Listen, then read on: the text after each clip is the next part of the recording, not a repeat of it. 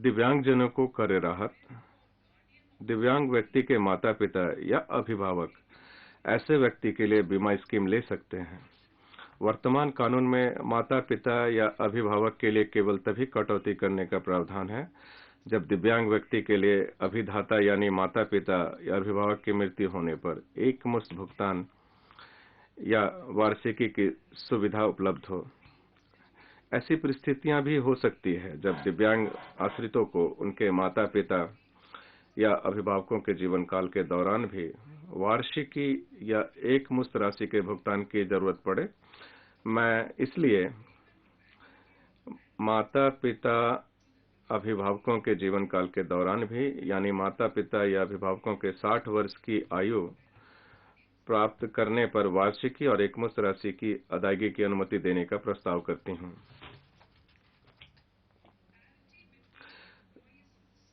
राज्य और केंद्र सरकार के कर्मचारियों के बीच समानता। वर्तमान में केंद्र सरकार राष्ट्रीय पेंशन प्रणाली एनपीएस टियर 1 में अपने कर्मचारियों के वेतन में 14% का योगदान करती है। इसे कर्मचारी के आय की गणना करने में कटौती के रूप में स्वीकृत किया गया है। हालांकि राज्य सरकार के कर्मचारियों के मामले में ऐसी कटौती वेतन के 10% की सीमा तक ही स्वीकृत की गई है।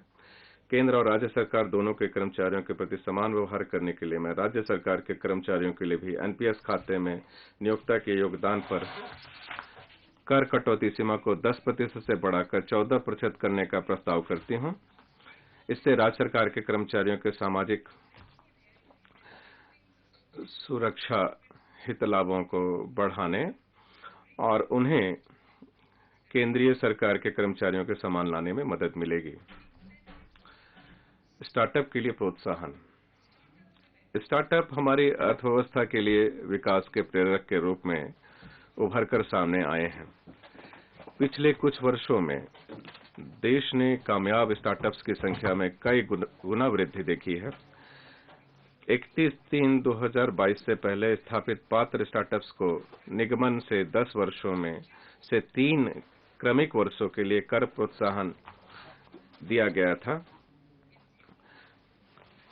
कोविड महामारी को देखते हुए मैं ऐसा कर प्रोत्साहन उपलब्ध कराने के लिए पात्र स्टार्टअप्स के निगमन की अवधि और 1 वर्ष यानी 31/3/2023 तक बढ़ाने का प्रस्ताव करते हैं।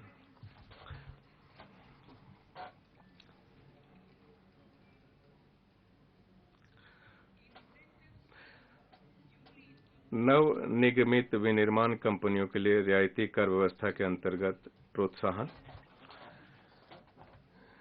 कतिपय घरेलू कंपनियों के लिए वैश्विक रूप से प्रतिस्पर्धी कारोबारी परिवेश कायम करने के लिए हमारी सरकार द्वारा नव निगमित घरेलू विनिर्माण कंपनियों के लिए 15% कर की रियायती कर व्यवस्था लागू की गई थी।